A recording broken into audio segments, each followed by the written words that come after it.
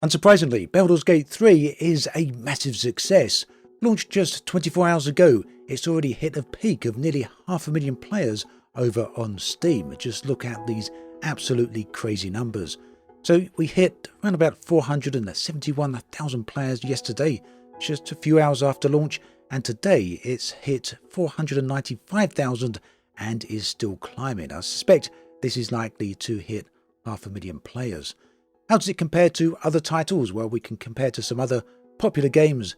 GTA 5 hit a peak, all-time peak of 360,000 players, and the mighty Elden Ring hit an all-time peak of 950,000 players. These are very, very big titles there. It also means that Baldur's Gate 3 is pretty much one of the biggest game launches so far this year, being just a little bit behind Hogwarts Legacy. And after all, the Hogwarts Legacy has the massive Harry Potter franchise behind it. So whilst it's not surprising that Baldur's Gate 3 has been a success, it's also very impressive to see, and the developers Larian Studios really do deserve it. A lot of this comes down to the immense amount of work they've no doubt put into the title over the past few years. But credit where credit's due, Larian Studios also did an exceptional period of early access.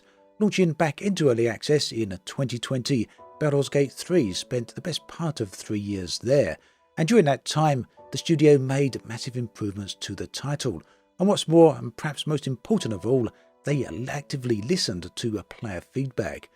Nowadays that seems a little bit of a rarity amongst big studios, doesn't it? But it shows that when, well, developers listen, it does pay off. That's not to say Larian Studios didn't have their own ideas about the direction that they wanted to take the game in.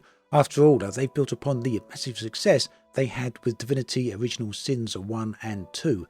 Both of these were indeed excellent games, and Baldur's Gate definitely follows that same formula.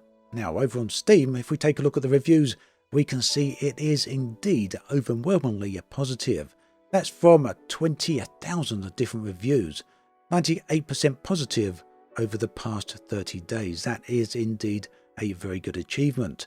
Also, very positive reviews over the past, well, all time for the game. That's during its whole early access period, which really does highlight just how good it was during early access. That's a 91% positive there. So yeah, they're doing it very good indeed. Personally, I'm really pleased to see this. I do think it's much deserved. I've been a big fan of the studio for a long time now. Some of my favourite games really are from the Divinity series. So it just goes to show what can happen when all of the threads really do come together and everyone really does pull in the same direction. But also something really nice here, Larian Studios have confirmed that Baldur's Gate 3 is not going to have any form of microtransaction. No cosmetics here, no loot boxes, no other monetization of any form.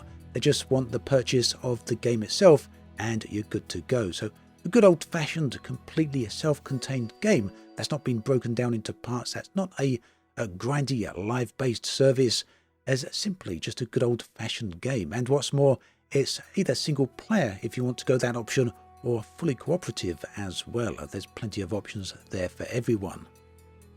Now, talking of options, I've seen in a few of my comments to other recent videos on Baldur's Gate, people have been wondering, well, they're not too keen on the isometric perspective, the top-down view.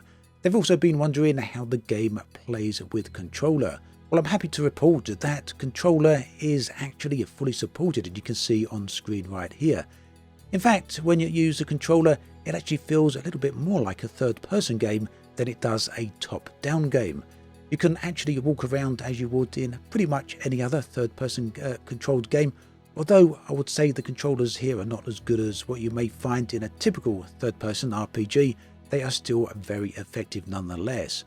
That said, when you go into combat, you will return to a top-down type of view, but even then, the imports from the controller do work surprisingly well.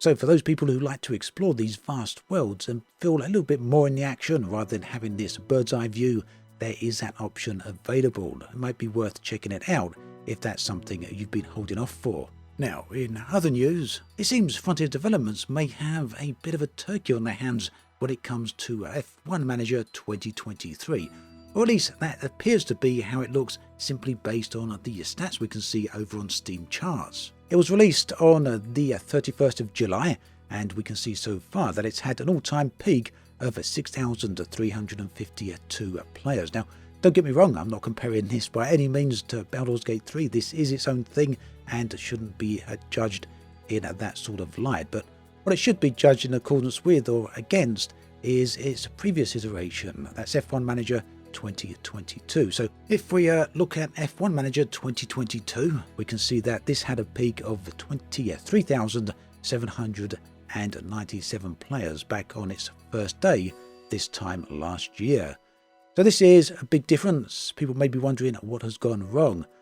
Well, there's a few things that seem to be a problem. If we go and look at Steam, we can see the reviews for the 2023 edition of F1 Manager are mixed, with just a 68% positive score. And this, I don't really need to point out, I guess, is not good for a game that hasn't even been out a week yet. It's still, 4 or 5 days in?